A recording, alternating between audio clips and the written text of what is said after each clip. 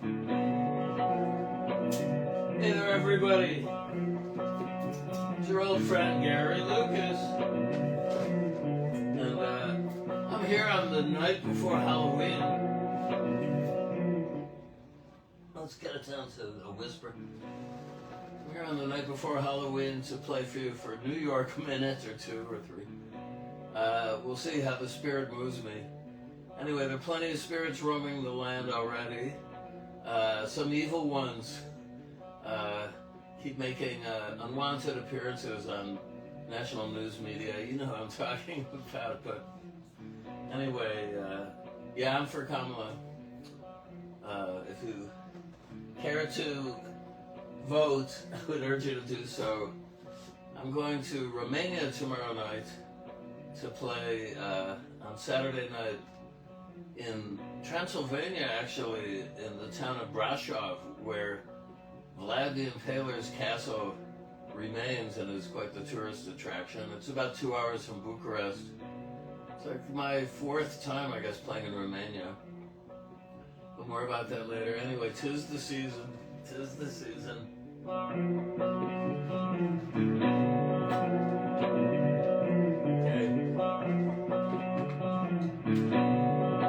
I think I'll favor it on this guitar tonight.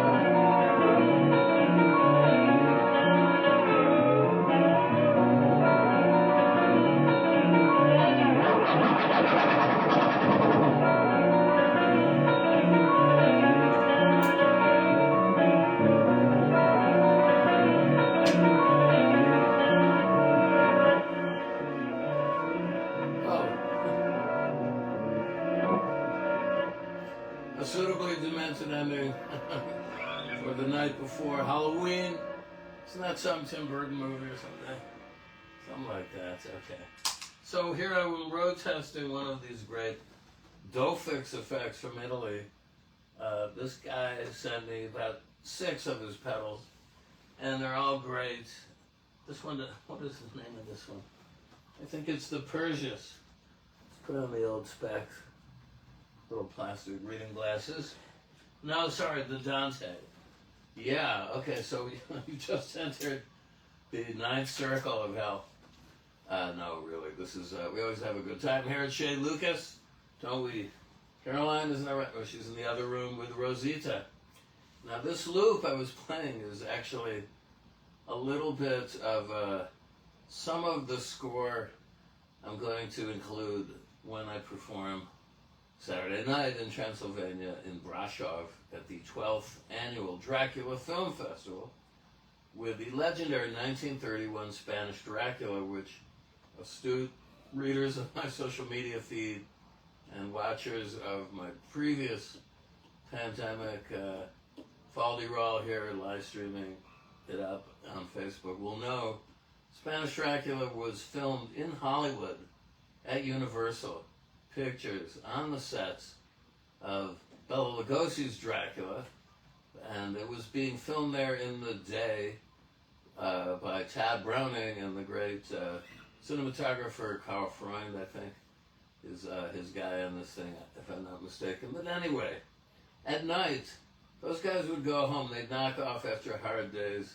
slaving over a crucifix and a bucket of blood, and it would march an all-Latin cast and an English director, George Melford, to make what is regarded by most cinephiles as the superior Dracula in comparison to Lugosi's Dracula. Why is that, you may ask? And I'll tell you, because the acting is more florid and over the top.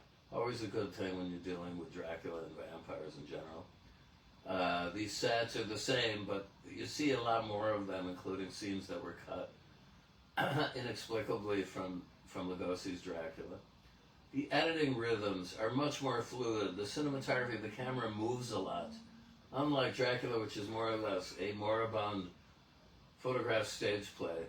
And most importantly, the women are hotter, way hotter, especially Lupita Tovar, who plays Ava, otherwise known in the original as, oh gee, I'm losing it right here at the moment, just thinking about Lupita Tovar. But I can tell you a great experience I had on the road with this. I was playing with the film at the Silent Movie Theater in Hollywood. In the audience were my friends Bill Moseley, a horror movie actor par excellence of the top rank, who was my partner in crime back at Yale in the early 70s, and we had a midnight movie horror film series that they're still talking about called Things That Go Bump in the Night. You can read about it in Christopher Buckley's book, Thank You for Smoking. He devotes a page or two to the antics of old Bill and I. And I've written about Bill. I hope he's well out there in Hollyweird right now. But, oh yes, so I was talking about Spanish Dracula. I was signing CD autographs, autographing CDs. They still had them in those days, and I still have a bunch over there on the shelf. And I'll bring them with me along with some other select merch for all the people who are going to come to my show closing this film festival Saturday night in Transylvania. That's its title. And a big guy of Mexican heritage came forward, very tall, imposing fellow. And I looked up, and he said, Gary Lucas, I am Pancho Coner, the son of Lupita Tovar and Paul Coner, who was a very well-known Hollywood agent back in the day. And I have to say, I was skeptical when I heard about your score, because I know this movie. This is my mother's movie, and I've seen it numerous times. I know it very well indeed. But I do have to say that after sitting there and watching the film and hearing your music played along accompanying the film, thank you, man, thank you. you did an excellent job. You really brought this thing to life. I kid you not. So I was chuffed, as they say. It's always good when a living relative of some of the figures that I focus on in my projects, such as Max Fleischer's granddaughter, Ginny Mahoney, who came forward when I played at American Film Institute to thank me. It's good when these living relatives express their appreciation, or let's say Tom Van Vliet's cousin, Terry Van Vliet, who contacted me shortly before Don passed to tell me how much the family appreciated me doing my Captain Beefheart symposiums. In any case, that really made my day, if not my year. And Pancho, I'm going to play the show for you and dedicate it to you Saturday night. I think I'll contact you and tell you I'm doing it. I hope he's all right and well, and we're all well. And like that. Okay, so lastly, I want to say a big shout out to Seth Rogovoy, a friend of mine. I have to, admit it. So did I cross a journalistic line in praise of his book? I think not. I mean, my God, if the log rolling that goes on among journalists and their friends and their buddies who get occasionally, a favorable wind blowing their way in whatever media outlet that the journalist is writing or broadcasting on, if that was to happen, there probably would not be much in the way of reviews at all. But Seth has written a great book, a terrific book about George Harrison, one of my favorite musicians of all time. And it's called Within You, Without You. Here, I'll show you the cover. And it's definitely well worth your time reading. It's a great read. I learned a lot about George. It's not exactly a tell-all or a history of George or a hagiography of George, but instead it's a very close and astute analysis of what makes George tick musically, pretty much song by song, fairly chronological, but it diverges occasionally with fascinating byways. And I have to say it's exceedingly well written. And Seth has done a mitzvah by bringing this book into the world. So if you're a fan of the Beatles or George Harrison, and they are numerous, they're legion. Anyway, you don't need me to tell you that. Or just a lover of good music, timeless music, which I think George Harrison's music, the best of, is. And there's a lot of the best of the music out there. I could name 15 or 20 indelible songs. Pick up a copy of this book if you have such interest, because it's a good read. It's Oxford University Press. And I want to thank also the Race Brook Lodge, lastly, for the fantastic reception we got Saturday night. I went up there with my pal and roadie, Tom Brigham, and we brought him back alive with Spanish Dracula. No, what was I playing? Vampyr. I got a line of vampires. I'm in the vampire business from time to time, like the golem business. Vampyr, the Carl Dreyer 1932, I gotta think, classic. Anyway, we had a full house. We sold out. It's a terrific place up high in the Berkshires, nestled there up on a mountain, and with a beautiful stream. I think it's the Brook River or stream running through the property. Just rustic and beautiful. And the leaves were falling and they were turning colors on the way up through the highways and byways of New York and Massachusetts. Actually, we did some driving on the way from Wasake, but we trained it the rest of the way on the Harlem River line out of Grand Central and back. So thank you, Alex Harvey particularly, who programmed me. It was just really one of my favorite gigs ever. And what else can I say? I'm really looking forward to playing in Brasov in Transylvania Saturday night, and then I'll be in Maastricht and also in Amsterdam on some gigs, and I'll be back in town in a couple of weeks, but I may do some live streams while I'm abroad to show you some of the sights and sounds. And until such time, remain your favorite, no, your devoted friend. Thanks a lot for tuning in, and I'll see you real soon, okay? Peace out.